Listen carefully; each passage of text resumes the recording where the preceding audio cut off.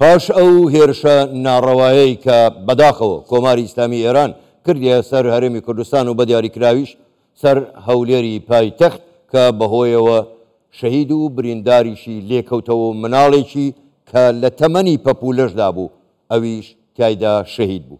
ئەم هێرشانە بۆ سەر هەرێمی کوردستان. هەرێمی کوردستان هەرێمێکی دان پێدانراویشە بە پێی دەستور، بەڵام بۆ دەیانەوێ ئەم هەرێمە نەمێنێ؟ ئایا ئەم هەرێمە تا ئێستا خۆی ڕاگرتۆ لە داهاتووشدا هەر خۆی ڕادەگرێت؟ کۆمەڵێک پرسن ئێمە لەگەڵ میوانەکەمان قسەی زیاتری لەبارەوە دەکەین. میوانەکەمان زۆر بەڕێز دکتۆر شیرین فواد معسووم توێژەر و پسپۆڕی پەیوەندیە نێودەوڵەتیەکان ڕاستەخۆ لە ئەستۆدیۆ ژووری هەواڵ لەلامان میوانە. دکتۆر شیرین زۆر بەخێر بێن، شەوتان باش، گەلێک سوپاس بۆ بەشداریکردنتان لەگەڵمان لەم گەشتەی ژووری هەواڵی کوردستان 24.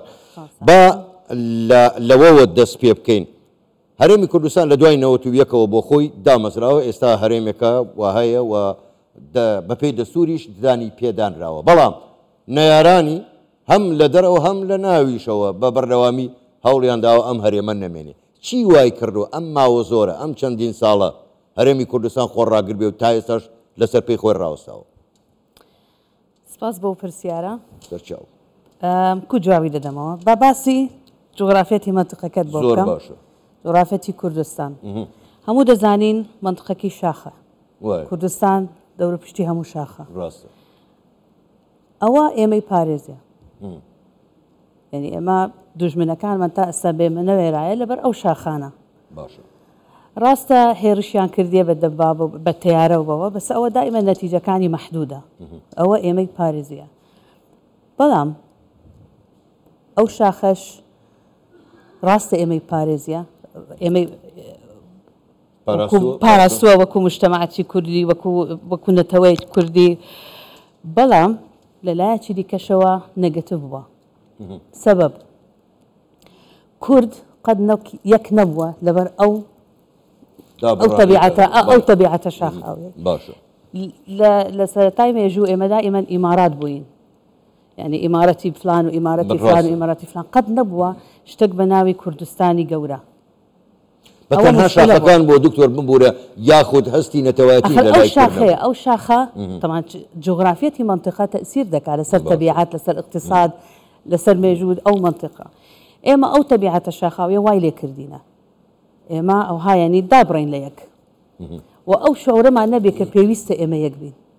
باشە سیاسیەن کە هەستیشمان کردیە ئێمە پێویستە یەک بین،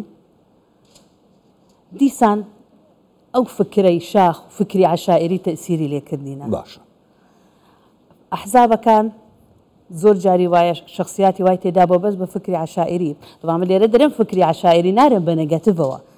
ئێمە دیسان مجتەماعەتی عشائرمان زۆرە و ئێمە زۆر ڕێزمان هەیە بۆیان، ڕۆڵی گەورەشیان ئێمە دەنێن لە سیاست. بەێ بەس ئێمە دەنێن لە سیاست.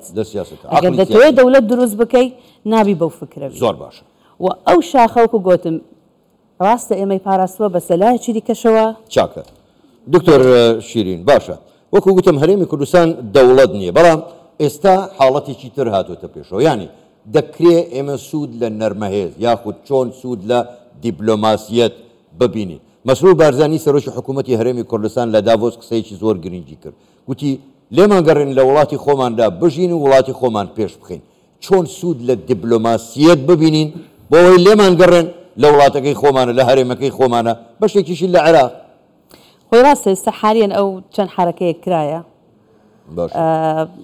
حرەکاتی دیبلۆماسی باش بووە تا خۆمان پارێزین. بەرام لەلایەکی دیکەشەوە ئێمە مەسیجەکەمان چییە لۆ دەوڵەتەکانی دەرەوە؟ حتا ئێستا قەزیەی کوردی بەو نەوعە باس کراوە، ئێمە بەشەکەین لە عێراق و لە ئێران و لەوە بەو قەزیە ئێمە قەزیەکی داخلینە لۆ ئەو دەوڵەتانە. باشە یعنی ئێمە مشکلەی نەبوو ئەوان، خۆشی نەخێر ئەوان مشکلە نەبوو ئێمە. یعنی ئێمە باشە چی بکرێانی کەواتە داخلێت چۆن دەبی قەزیەی کوردی بە نەوعەکی دیکە باز بکرێت دیبلۆماسیە. چۆن؟ ئێمە ملەتەکین 40 ملیۆن 50 ملیۆنین، تا ئیحسایەکی تەواو نییە، هەیە 40 ملیۆنە دەرێ هەیە 50 ملیۆن.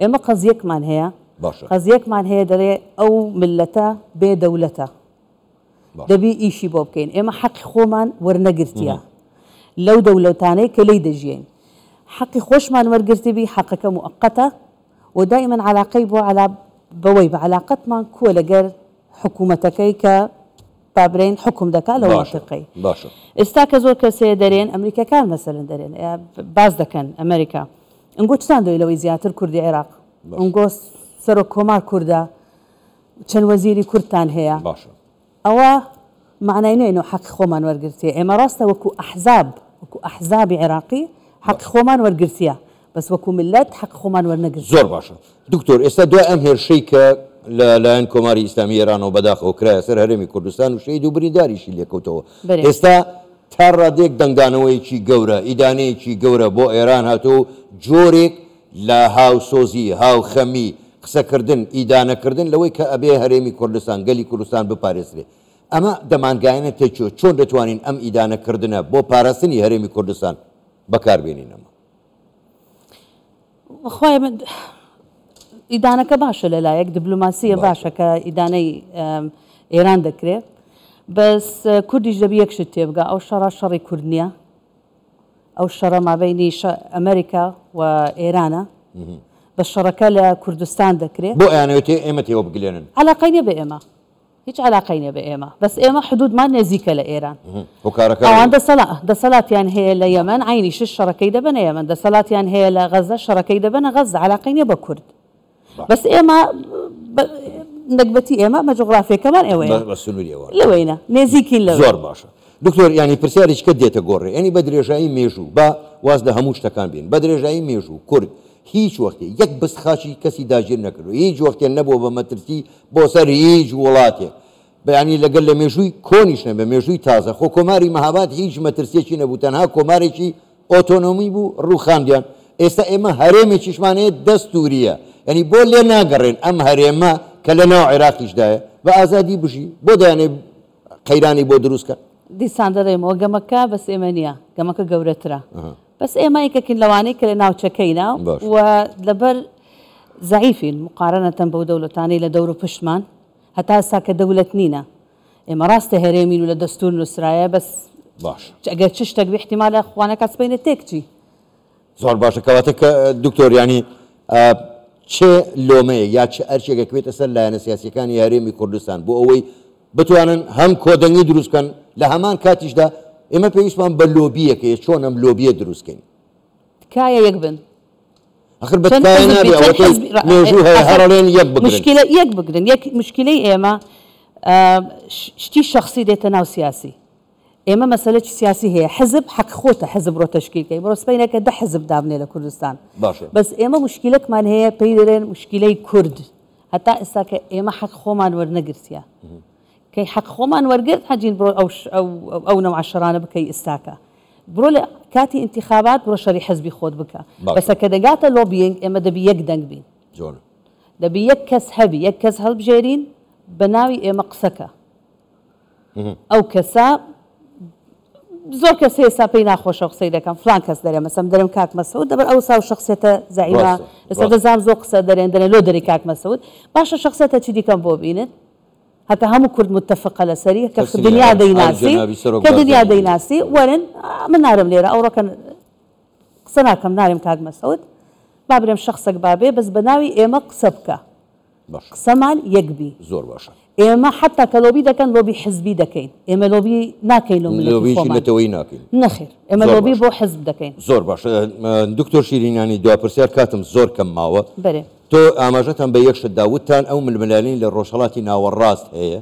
ئێستا پەیوەندی بە ئێمەوە نییە بەڵام چۆن ئێمە لە ڕۆژهەڵاتی ناوەڕاستین یعنی ئێمە کەوتونێتە چۆی ئەو ململانیەوە ئێستا سلهێزەکانی دنیا چینی لێ ئەمریکای لێ فرەنسای لێ بریتانیا لێ رووسیاشی لێ بێژگە لە سلهێزی ناوچەکە کە ئێران ئەمە کەوتینە لە ینی لە وەزع کارێکە مەسج بۆ ئەوەی دەنێری بۆ واستەی ئێمە بەری دەکەینە ینی هەر یەکە دوێ مەسەن ئێرانیەکان باش دەزانن ناتان شەڕکەن ئەمریکاش ناتای شەڕ بکات ضدی ئێران لەبەر جۆگرافی ئێران زەحمەتە بۆ ئەمریکا دامن دەرێ ئەمن شەڕی سەحرا دەکەم بە شەڕی شاخ ناکەم ئەوە ینی ئێرانیەکان ئەوە استفادیان لێ کردیە شەڕەکە بە چێ دەکەن بە یەکی وەکو منوتو دەکەن لەنا ئەوە کورد ینی کەواتە چی بکەین بەس بە ئەگەر بە کوردی پێم بڵێن چی بکەین بۆ ئەوەی تیانەچین ئێمە لەو ململانەیە بەنسبەت ئێستا هیچ وسکت بین هیچ نەرەین ئێمە دوژمنی کەس نین خەڵەتان کەسی مشتمان دوژمنیانە پێوانێ.